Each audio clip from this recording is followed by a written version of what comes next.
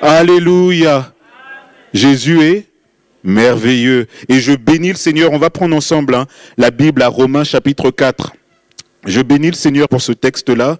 Ce texte, et c'est pas ça, on va pas parler de ça, mais pendant que vous cherchez Romains 4, on va lire à partir du verset 17. Je bénis le Seigneur parce que ce texte nous dit qu'on est le sel et on est la lumière. Et vous savez, le sel, c'est ce qu'il est qui le conduit à faire quelque chose. La lumière, c'est ce qu'elle est. Elle est lumière. Et parce qu'elle est lumière, elle éclaire. Vous comprenez?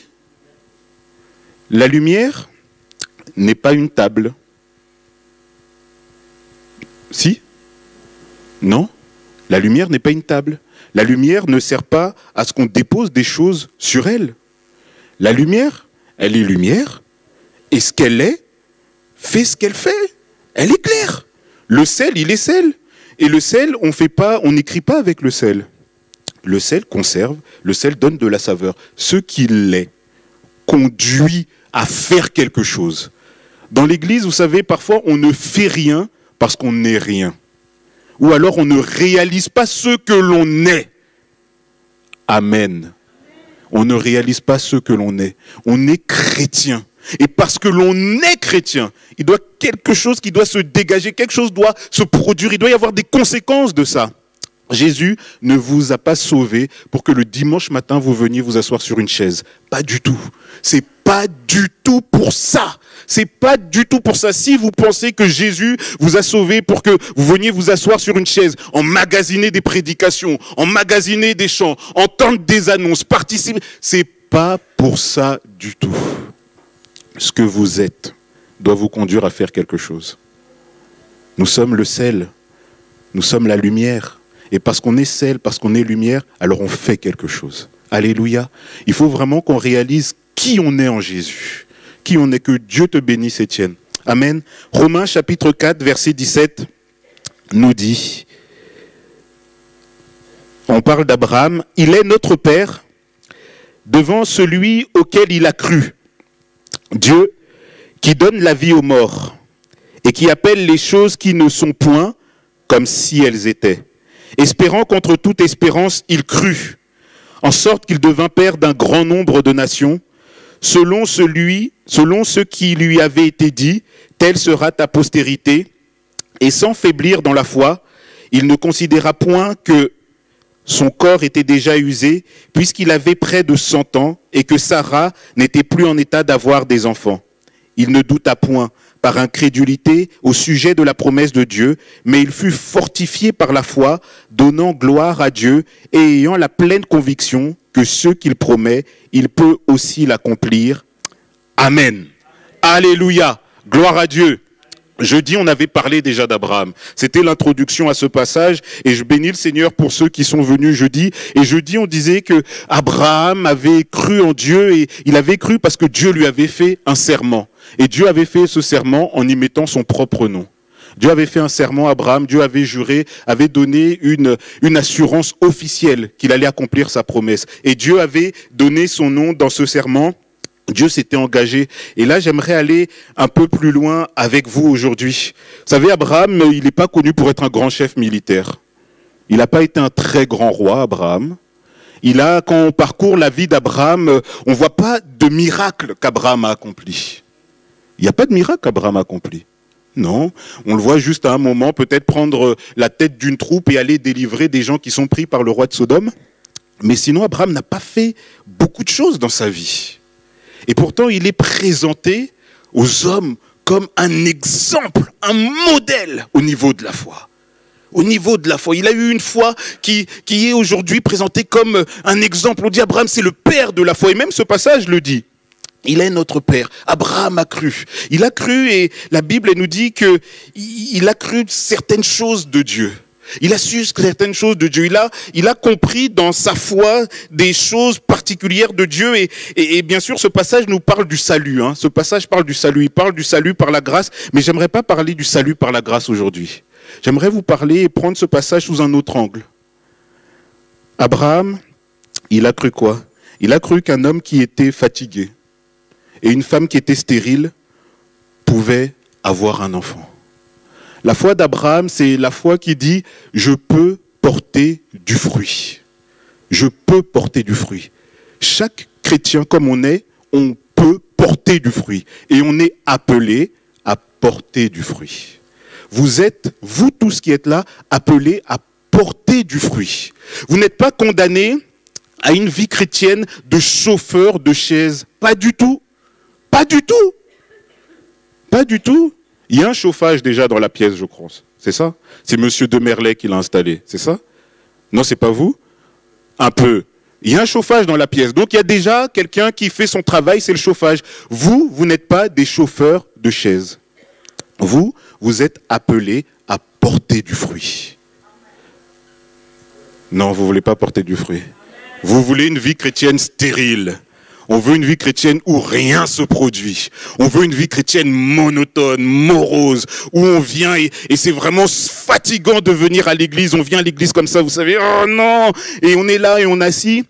Et on entend la personne, elle parle, elle raconte sa prédication, un texte dans lequel lui s'est plongé pendant une semaine. Nous, on comprend rien du tout. On est là, on écoute, et on se lève quand il faut se lever, on prend le pain quand il faut le prendre, on boit le vin quand il faut le prendre. Et à la fin, on dit bonjour à personne, on rentre chez soi. Gloire à Dieu, j'ai passé un dimanche à l'église. C'est ça la vie chrétienne? C'est ça la vie chrétienne? C'est ça la vie chrétienne? Est-ce que c'est ça la vie chrétienne? Est-ce que c'est ça la vie chrétienne? Est-ce que Jésus... il est descendu sur la terre. Jésus, il a vécu, il devait obéir à toute la loi. Jésus, donc, a obéi à toute la loi de A à Z. Jésus est monté sur la croix, il est mort, il a donné sa vie, il a souffert, il a été trahi, il est allé dans le tombeau, il est ressuscité, pour que moi, je vienne et je m'assieds sur une chaise. Tranquille. Alléluia. C'est ça la vie chrétienne. L'histoire d'Abraham nous montre qu'on est tous appelés à porter du fruit. Le chrétien est appelé à porter du fruit. On est appelé à porter du fruit. Tout le monde, tous ici, autant que nous sommes, nous pouvons porter du fruit. Alléluia. Alléluia. Et là, tout de suite, mais Wasso, haha. Toi, c'est bien beau ce que tu dis. C'est bien beau ce que tu dis. C'est dans la parole de Dieu, ça. Je comprends ces histoires-là. Mais on a des réalités. Vous savez, dans l'église où j'étais un petit garçon très motivé pour le Seigneur. Et on me disait, t'es motivé pour le Seigneur parce que t'as pas de travail. Alors j'ai trouvé un travail. Et j'étais encore motivé pour le Seigneur. Et on m'a dit, oui, mais t'es motivé pour le Seigneur parce que tu n'as pas d'amoureuse. Alors j'ai cherché, j'ai trouvé une amoureuse. On a dit, oui, mais t'es pas encore marié. Alors j'ai dit, bon je me suis marié avec mon amoureuse. Mais j'avais toujours le même zèle pour le Seigneur. Et là on m'a dit, ouais, mais c'est parce que t'as pas encore d'enfant. Fin juillet, on verra fin juillet si c'est une fille ou un garçon et si je suis encore motivé pour le Seigneur. Mais on a tellement d'excuses, on a tellement de raisons en nous qui font que aujourd'hui notre vie chrétienne se résume à quoi? Le dimanche de 10h à midi, j'entends la personne qui vient parler, j'entends la prière d'un tel, je chante le chant, je me lève, je m'assieds, qu'on me dit tu peux te lever, tu peux t'asseoir, je regarde les autres, j'applaudis un peu ou j'applaudis pas, je chante pas, je connais pas, et je pense à autre chose pendant que les autres prient, à midi je me lève et je m'en vais, ma vie chrétienne. Seigneur, c'est pas pour ça que tu m'as sauvé. C'est pas pour ça qu'un jour moi je suis rentré dans les eaux du baptême. C'est pas pour ça qu'un jour j'ai compris que la vie que j'étais en train de vivre ne menait à rien. C'est pas du tout pour ça. C'est parce que j'avais compris que ma vie à moi portait à porter du fruit. Alléluia. Alléluia. Alors pourquoi? Pourquoi Abraham, cet homme qui était fatigué, cet homme qui avait une femme stérile, cet homme, il n'y avait aucune espérance, il a pu porter du fruit parce qu'il avait réalisé 3 choses de Dieu. Il avait réalisé, et la Bible elle nous dit, il est notre Père devant celui auquel il a cru, Dieu qui donne la vie aux morts. Abraham avait compris que Dieu donnait la vie aux morts. Abraham avait compris que Dieu avait le pouvoir de ressusciter des gens. Vous savez, quand Abraham a eu son enfant, il était vraiment content. À presque 100 ans avoir un enfant, il était vraiment heureux. Et Dieu lui a demandé de faire quelque chose. Vous connaissez cette histoire. Dieu lui a dit, tu vas et tu donnes ton enfant sur le mont Moria. Et Abraham on ne le voit pas dans le passage hésiter. On ne le voit pas dans le passage essayer de cacher, prendre quelqu'un d'autre et le mettre à la place d'Isaac. Il y va et il va donner Isaac. Et la Bible elle nous dit dans Hébreu que Abraham l'a fait parce qu'il savait Il savait que Dieu pouvait ressusciter quelqu'un. Il savait que le fruit que Dieu lui avait donné pouvait continuer à vivre parce que Dieu peut ressusciter même si le fruit est mort. Amen. Même si le fruit est mort, Dieu peut le ressusciter. Il y a, vous savez, des gens dans l'église qui sont comme des fruits morts, où leur fruit est mort. Il y a des rêves brisés dans les églises. Vous savez ça? C'est triste, hein? Il y a dans les églises des ambitions qui ont été éteintes. Il y a dans l'église des désirs pour le Seigneur qui ont été anéantis. Il y a des déceptions, des désillusions. On a voulu, on a essayé, on a fait, on a échoué. Et il y a des désirs au fond de nous qui sont morts. Et parfois nos vies ne portent pas du fruit. Parce qu'on oublie que notre Dieu, il a le pouvoir de ressusciter un rêve qui est mort. Notre Dieu a le pouvoir de ressusciter un désir qu'il avait mis au fond de notre cœur le jour où la parole de Dieu a pénétré nos oreilles, elle est rentrée dans notre cœur. On avait compris quelque chose de Dieu et on avait dit, mais Seigneur, moi je te donne ma vie et je veux faire ça pour toi. Et on avait commencé à vivre avec le Seigneur et à cause de plein de choses, des découragements, peut-être des gens à côté de l'église, peut-être à cause de notre propre vie, on a laissé mourir ce désir de Dieu. On a laissé mourir ce talent, on a laissé mourir ce rêve du Seigneur. On devait être, et on sentait qu'on avait de la facilité à lire la parole de Dieu. On voulait commencer à l'annoncer. On nous a dit non, tu peux pas. Et on s'est senti trop faible. Et on a laissé mourir ce rêve. Et dans l'église, il y a comme ça des rêves brisés, des rêves morts. Il y a des talents éteints. Et moi, j'aimerais vous dire aujourd'hui que votre vie n'est pas condamnée à rester comme ça. Parce que Dieu est celui qui donne la vie aux morts. Alléluia. Dieu donne la vie aux morts. Alléluia. Et si mon rêve, Seigneur, ce que tu avais mis dans mon cœur, le jour où je suis rentré dans les eaux du baptême, je voulais pas être un chauffeur de chaise. Seigneur, je voulais être un témoin, moi.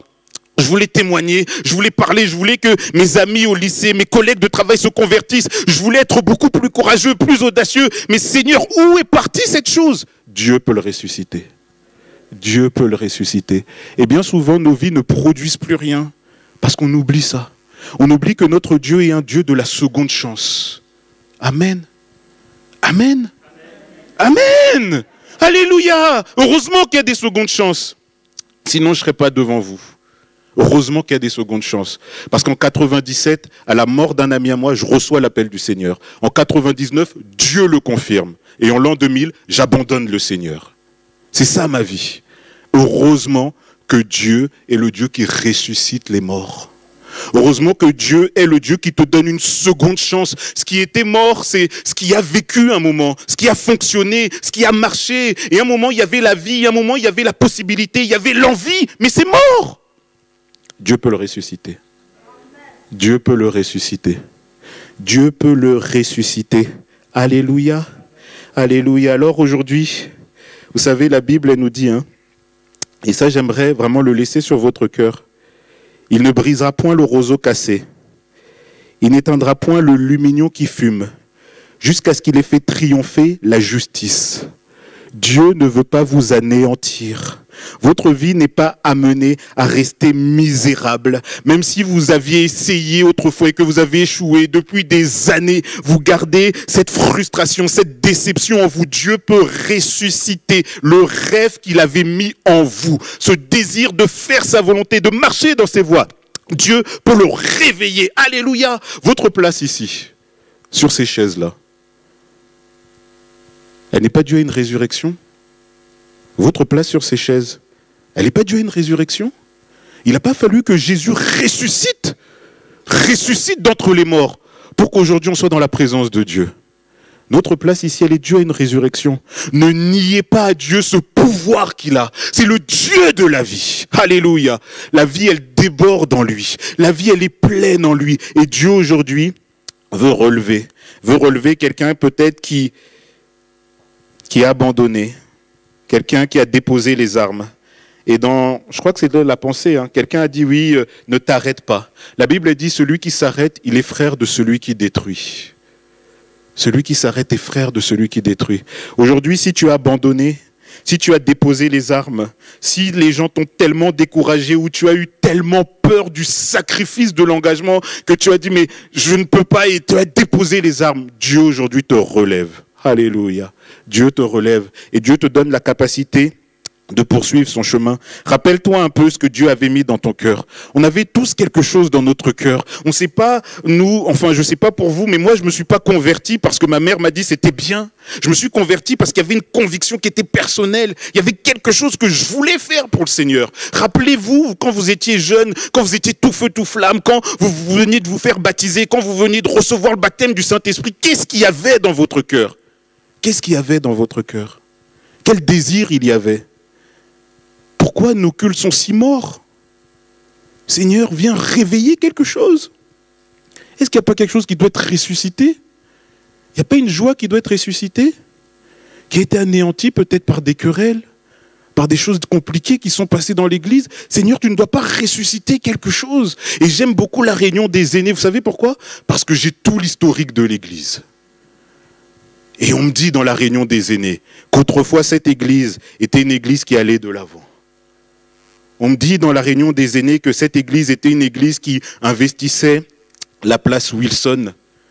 Elle ne laissait pas la place Wilson à des gens qui étaient possédés. Elle y allait, gagner le terrain, évangéliser. Avant la réunion d'évangélisation, les gens se levaient, prenaient les prospectus et sortaient dans la rue. On m'a dit ça à la réunion des aînés. Moi, je crois les aînés.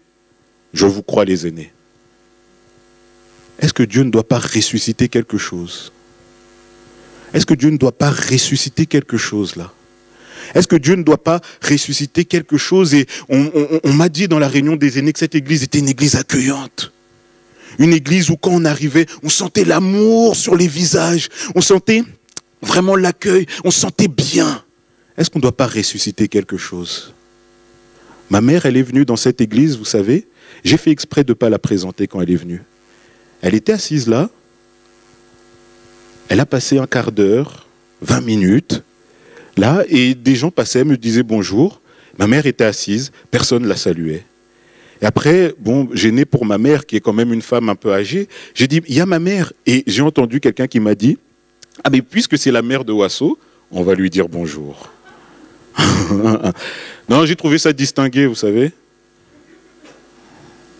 Puisque c'est la mère de Wasso, ah bah oui, il n'y a pas quelque chose que Dieu doit réveiller en nous, là. Quelque chose qu'on a tué. Pourquoi on n'est plus accueillant? Pourquoi on ne sait plus accueillir? Dire bonjour, ça ne coûte rien du tout, à part un peu de salive. Est-ce qu'il y a d'ailleurs des gens de passage ici? Des gens qu'on a... Ah! Est-ce qu'on peut les accueillir? Hein? Bonjour.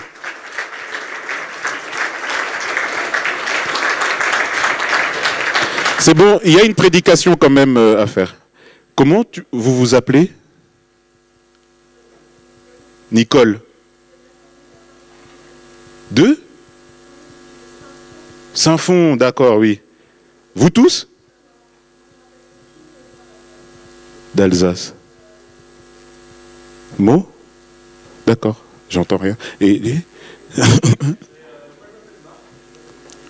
de Quetigny, d'accord. Avec Ségone? D'accord. Bah, que Dieu vous bénisse au milieu de nous. Hein. Sentez-vous à l'aise. Hein. Vous allez voir à la fin, les gens vont courir vers vous, vous faire la bise maintenant. Il y a un passage secret par là, si vous voulez. Que Dieu vous bénisse. Mais est-ce qu'il n'y a pas quelque chose? Abraham, il a cru que le fruit que Dieu lui demandait, que Dieu lui-même lui avait donné, que Dieu lui redemandait. Il a cru que Dieu était capable de réveiller le mort. Il a cru que même si Isaac meurt, Dieu pourrait le réveiller. Seigneur, on a des fruits qui sont morts. Seigneur, viens nous réveiller. Viens redonner la vie à ce qui est mort. Il y a dans les couples un amour qui est mort. Viens réveiller l'amour dans les couples. Il y a du dialogue dans les familles qui est mort. Viens redonner la vie au dialogue. Seigneur, je t'en prie. Alléluia. Viens redonner, Seigneur, de la vie au pardon. Viens redonner de la vie à mon témoignage. Seigneur, j'en ai besoin. J'en ai besoin, Seigneur. J'en ai besoin. Abraham a cru. Abraham, il a cru. Il a cru que Dieu donnait la vie aux morts. Alors moi, je veux faire la liste des assassins de mes rêves. Qu'est-ce qui a assassiné mes rêves? Qu'est-ce qui a assassiné ce désir de Dieu? Qu'est-ce qui a mis fin? Seigneur, et je veux faire cette liste-là. Je veux vraiment prendre le temps, rentrer en moi-même et me dire, Seigneur, pourquoi au bout d'un moment, moi qui étais comme si, je suis devenu comme ça? Et je fais la liste, Seigneur. Et cette liste-là devient sujet de prière.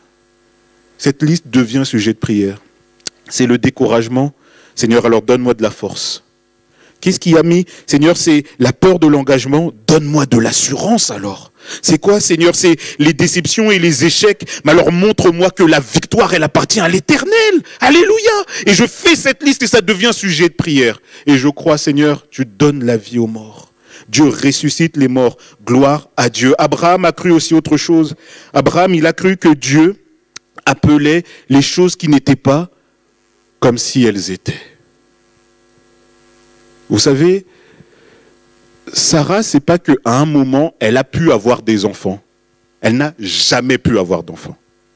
Jamais. Elle n'a jamais été capable un jour d'avoir des enfants. Dans le point précédent, on parlait des gens qui avaient peut-être eu un rêve et ce rêve est mort. Mais là, c'est des gens qui n'ont jamais eu de rêve, qui n'ont jamais réalisé que leur vie pouvait peut-être un jour servir à Dieu. Jamais. Mais il y a des gens comme ça et on ne les juge pas. On les aime. Il y a des gens, ils se sont convertis. On ne leur a pas enseigné que se donner à Jésus, mais ça demandait un engagement, ça demandait une participation. Jamais on a cru qu'on rentrait dans un corps, qu'on devenait un membre sans fonction. Il y a des gens qui l'ont cru. Abraham, lui, il se disait, même si Sarah n'a jamais pu, jamais, et c'est impossible, elle n'a jamais pu espérer un jour avoir des enfants, Dieu pouvait, à partir de rien du tout, faire quelque chose. Alléluia. Et ça, pour celui qui lit la Bible pour la première fois, c'est accessible, parce que dès les premières pages de la Bible, on nous parle d'un Dieu qui, à partir de rien, fait quelque chose. Alléluia. Un Dieu qui commence et il y a les ténèbres et la Bible elle nous parle de cet univers qui était dans un tohu-bohu, un désordre pas possible, des ténèbres obscures. Il n'y avait rien du tout, il n'y avait aucune base de lumière, aucune base d'ordre. Et Dieu là, par sa parole, va apporter la lumière. Par sa parole, il va mettre de l'ordre. Même s'il n'y avait rien du tout, Dieu peut faire quelque chose. Dans un désert, Dieu peut faire une source d'eau. Alléluia. Je peux dire un témoignage sur notre vie en Israël, Lise? Tu me permets? En Israël, vous savez, et vraiment priez pour Stéphane et Aurore qui y vont. Hein. Priez pour eux. Hein. Parce qu'on a l'impression que c'est bien, c'est extraordinaire, ils y vont. C'est des combats et des combats. Leur foi va être mise à rude épreuve. Mais vous allez au bout être renouvelé, encouragé par le Seigneur. Vous savez, nous on avait l'école à payer en Israël. L'école à payer en Israël, ça veut dire 6 100 € par mois par personne. On avait un loyer à payer. Et notre loyer était de 500 €. Et ouais, et on ne travaillait pas. Donc, l'équation était compliquée pour nous. Et du coup, un jour, on allait faire les courses. Enfin, on devait faire les courses. Parce que soit on meurt de faim, soit l'un de nous choisit qui on va manger. Et moi, j'avais un peu plus de chair, donc Lise, t'aurais mis un peu plus de temps à manger. Donc, on ne savait pas trop qui manger. Et on a dit, on va aller faire les courses. Je prends un short. C'est authentique ce que je vous dis. Je n'ai pas filmé la scène parce que je ne m'y attendais pas. Je prends un short qui sort de la machine à laver. On avait retourné les poches, il n'y avait rien. Et moi, quand je marche, je mets mes mains dans les poches. On va au magasin. Je vous assure, je vous assure, j'arrive dans le magasin. Lise avait réussi des pièces comme ça à trouver 20 shekels. Moi, j'ai les mains dans les poches. On arrive dans le magasin, j'enlève mes mains des poches pour aider Lise, je remets mes mains dans les poches. Il y a un billet. Il y a un billet. Il y avait un billet. Il y avait un billet. Il y avait un billet. Non, mais vous croyez que je suis un fou? Je ne suis pas un fou, hein. Ah non, non, non, non, non, je ne suis pas un fou, hein. Moi, je travaillais j'ai fait un BTS en maintenance industrielle. Je suis quelqu'un de plutôt rationnel. Je ne suis pas un malade mental. Je ne suis pas un dingue, un illuminé. Je ne suis pas un poète, pas du tout. Moi, je m'occupais des machines. Et une machine, c'est tout ce qu'il y a de plus droit. Une machine n'invente pas une panne. Elle a une panne parce qu'il y a un défaut dans sa programmation. Je ne suis pas un dingue. Mais j'ai vécu une histoire de dingue. Dieu, à partir de rien, il fait quelque chose. À partir de rien, Dieu fait quelque chose. Après, je ne dis pas que tout le monde va vivre cette histoire. Maintenant, allez dans les magasins sans argent, mettez vos mains dans les poches. C'est pas ça que je vous dis. N'allez pas dire notre pasteur, il vend des shorts magiques. C'est pas ça du tout.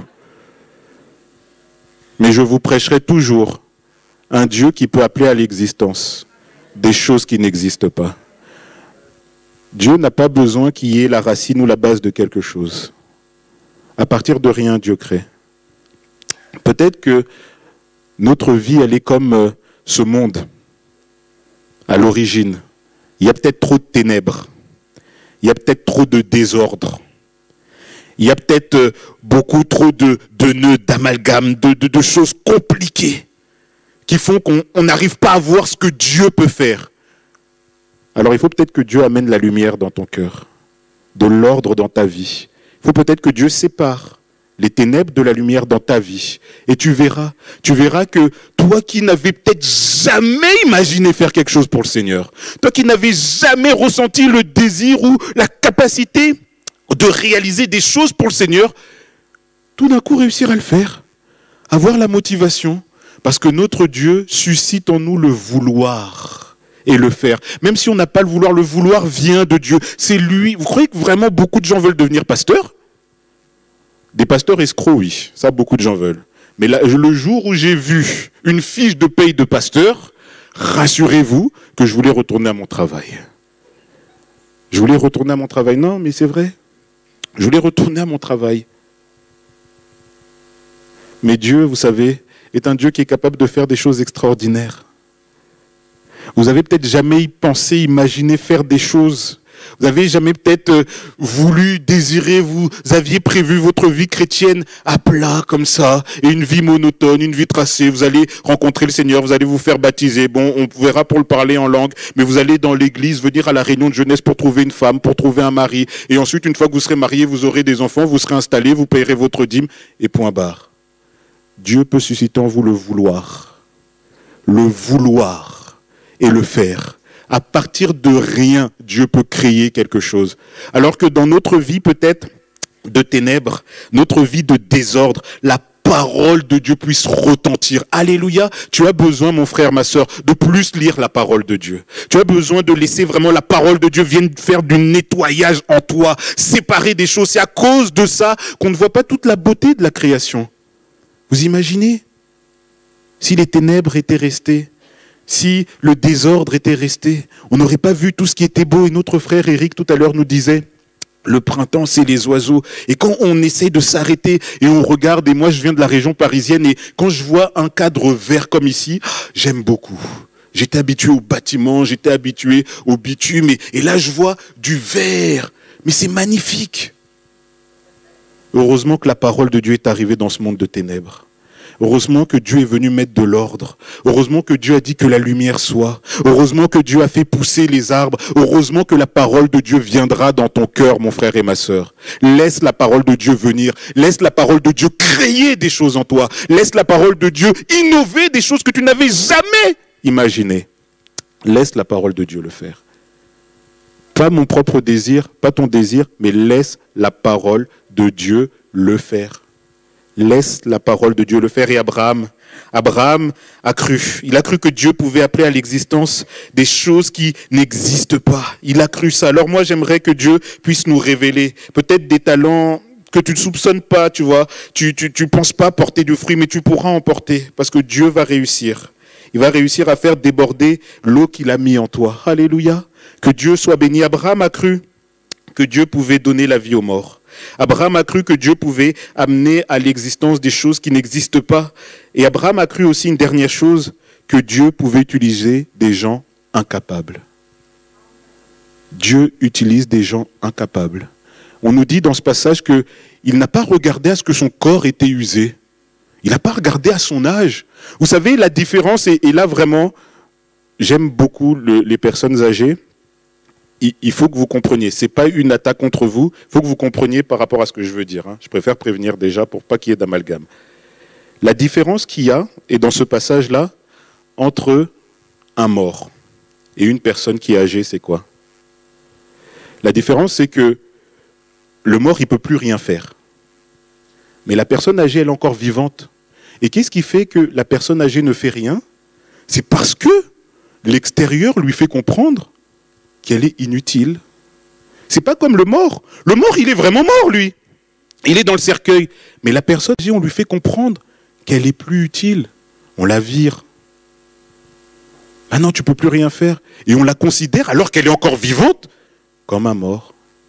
Abraham, lui, il a dit, mais Seigneur, tu peux, c'est vrai, si quelque chose est mort, redonner la vie. Tu peux, à partir de rien, faire quelque chose. Mais Seigneur, même si je suis un incapable, mais je peux faire quelque chose quand même. Je peux faire quelque chose.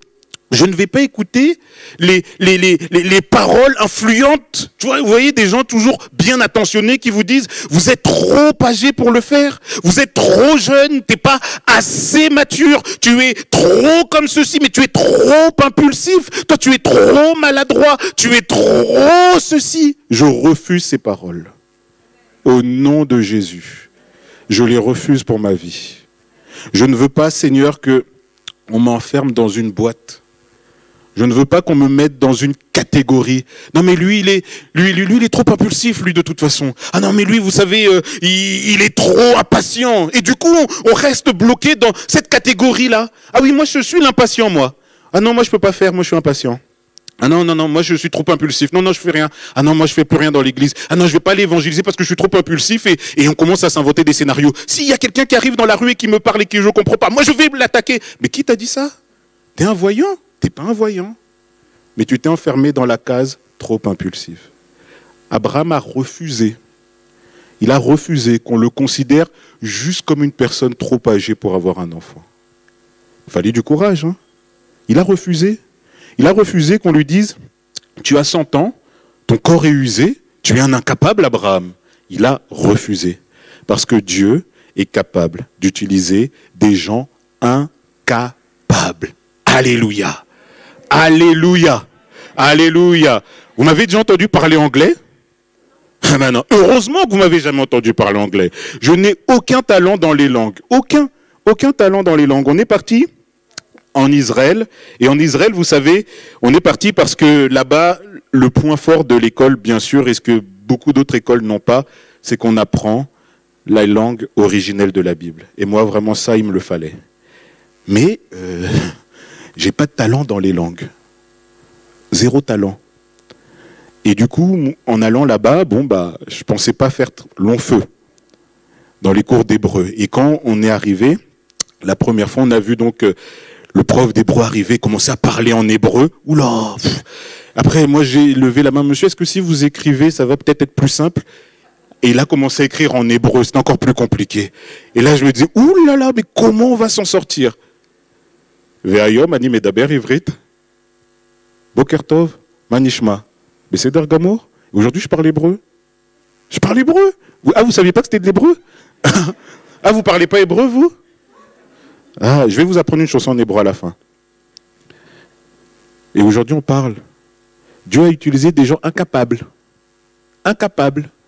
En anglais, je suis une chèvre. Vraiment. Mon frère est marié avec une fille qui vient des États-Unis. Et quand elle m'entend parler anglais, elle rigole. Moi, je dis, mais pourquoi tu rigoles? Je dis quelque chose de sérieux.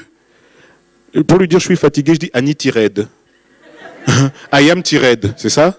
C'est ça, hein? I am tired, ça veut dire je suis fatigué. Non, c'est tired, elle m'a dit. Tired. Tired. I am tired. Un incapable dans les langues. Mais j'ai pas voulu rester dans cette case. J'ai pas voulu rester dans cette case. J'ai pas voulu qu'on me dise tu es un incapable. Oh, je vais aller en Israël et je serai un incapable. Mais là, je vais rater. J'ai pas voulu ça. J'ai cru et j'ai dit mais Seigneur, toi quand tu es venu sur cette terre, tu n'avais ni beauté ni éclat pour attirer les regards.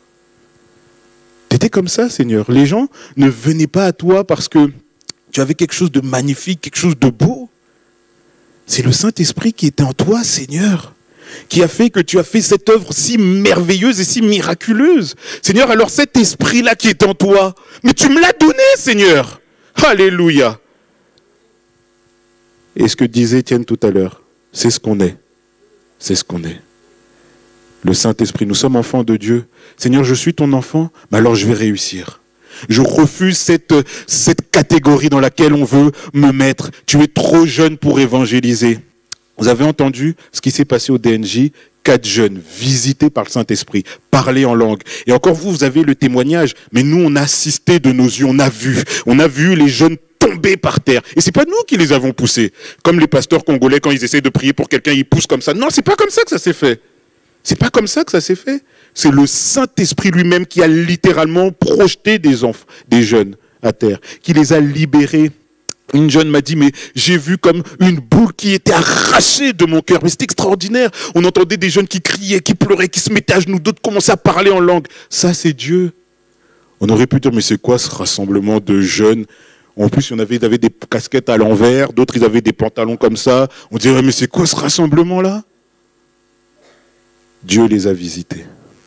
Dieu se sert des incapables. Alors on t'a dit quoi, toi? On a dit que tu n'étais pas assez mature spirituellement. On a dit quoi? Que tu étais peut-être trop vieux pour servir le Seigneur. Tu étais trop jeune pour le servir. Du coup, on ne sait pas quel âge il faut avoir pour servir le Seigneur. D'un côté, je suis trop âgé, d'un côté, je suis trop jeune. Il faut voir quel âge. Refuse. Refuse d'être mis dans cette catégorie, dans cette boîte. La Bible, elle nous dit, et c'est l'apôtre Paul qui écrit aux Corinthiens, « Considérez, frères, que parmi vous qui avez été appelés, il n'y a ni beaucoup de sages, selon la chair, ni beaucoup de puissants, ni beaucoup de nobles, mais Dieu a choisi les choses folles du monde pour confondre les sages. Dieu a choisi les choses faibles du monde pour confondre les fortes. Et Dieu a choisi les choses viles du monde et celles qu'on méprise, celles qui ne sont point, pour réduire à néant celles qui sont, afin que nulle chair ne se glorifie devant Dieu. Amen. » Et je dirais même que parfois dans l'Église, on a fait de l'eugénisme. Parfois dans l'Église. Parfois dans l'Église, on a fixé nos regards sur le jeune qui avait déjà une belle voix, sur celui qui savait déjà jouer un instrument, sur celui qui avait déjà des parents chrétiens. On a mis dans l'église et on a mis le focus sur celui qui était plutôt de la famille de un tel plutôt que d'un tel. Déjà dans l'église, on a fait ça. Et certaines personnes, on les a mis dans des catégories. On les a mis dans des catégories. Oui, mais lui, on ne connaît pas ses parents dans l'église. Mais alors? Si le jeune, il est converti, s'il aime le Seigneur, s'il est rempli de Dieu, il a besoin d'avoir une carte de visite. Mon père est un sorcier. Ouais, mon père est un sorcier. Mon père. Celui qui m'a fait naître. Mon père. À moi. J'ai pas de carte de visite. Et je me souviendrai toujours le premier jeûner prière de pasteur, on était arrivé. Et j'étais là et je disais bonjour à d'autres jeunes comme moi. Et il me disait, bon, toi tu t'appelles comment? Lui il me répond, bah moi je m'appelle un tel. Ah bah tu vois, lui c'est mon père. Bon, salut. Et toi, bah moi je m'appelle un tel. Bah lui c'est mon père. Il me dit, et toi tu t'appelles comment? Moi je dis, moi je m'appelle Wasso Kikuni. Ah, déjà le nom sonne... Et il est où ton père? Moi je dis, mon père à cette heure-ci il est en train de jeter des sorts peut-être. Je sais pas. Peut-être. Je sais pas. Mais Dieu aime mon père. Et je prie pour mon père. Marié depuis 1966 avec ma mère, on prie pour lui. Et Dieu commence à ébranler la forteresse de l'occultisme. Alléluia. Mon père est en train d'être libéré. C'est vraiment difficile pour quelqu'un qui a mis la main dans ces choses-là. C'est vraiment difficile. Mais Dieu est en train de le libérer et on croit. Hein. Je le dis avec humour, mais c'est vraiment un sujet de prière pour nous. Hein. C'est vraiment un sujet de prière. Dieu confond. Dieu confond les choses sages. Dieu confond les choses fortes. Il utilise les choses viles, les choses folles. Dieu le fait. Et dans l'église aussi. Dans l'église. Parfois, on a oublié des jeunes. On a oublié des jeunes parce qu'ils ne savaient pas chanter. Pour ça, on les a mis de côté. On leur a dit, mais non, non, non, non. Mais Dieu veut vous utiliser. Vous qui êtes là dans cette pièce-là, Dieu veut vous utiliser. Vous qui êtes assis là, chacun d'entre nous, c'est pas que Dieu veut utiliser les premières rangées, ceux du fond. Dieu veut utiliser tout le monde. Tout le monde. Imaginez, vous faites partie d'un corps et vous êtes inutile. C'est impossible. C'est impossible. Si vous êtes dans un corps, c'est forcément que vous avez une fonction. Forcément que vous avez une utilité. Forcément vous avez un but. Forcément vous avez une mission. Et forcément alors vous allez porter du fruit au nom de Jésus. Alléluia. Dieu fait porter du fruit aux chrétiens. Dieu nous fait porter du fruit parce qu'il peut rendre la vie aux morts. Il peut rendre la vie aux morts. Un rêve brisé, une déception, Dieu le ressuscite. Et tu recours, et tu avances, et tu combats, et tu prends la victoire. Alléluia, au nom de Jésus. Il a ressuscité lui-même. Dieu peut nous faire porter du fruit. Parce qu'il peut appeler à l'existence des choses qui n'existaient pas. On n'avait pas imaginé, on n'avait jamais pu prévoir, mais Dieu peut créer en nous, nous donner, parce que c'est lui à qui tout appartient. Alléluia, alléluia. Dieu peut nous faire porter du fruit, même si on est incapable. Même si on est incapable. Parce que Dieu utilise les choses viles. Il a utilisé un homme qui est né d'une femme, qu'on a soupçonné d'avoir commis l'adultère. C'est dans ces circonstances-là que Dieu a décidé que ce monde allait être sauvé. Alléluia. Par un rabbin de 33 ans, dans un tout petit pays. C'est comme ça que Dieu a dit, ce monde va être confondu. Par un livre écrit par des pécheurs, par des sacrificateurs, par des gens qu'on ne connaît même plus. Tous les livres des grands philosophes sont réduits à néant. Tous les livres des grands scientifiques sont réduits à néant par un simple livre écrit il y a 2000 ans. Dieu peut utiliser n'importe lequel d'entre nous. Et notre vie est amenée à amener du fruit, à porter du fruit. Alléluia. On va se lever ensemble. Excusez-moi, j'ai dépassé l'heure. Et on va prier. On va prier quand même.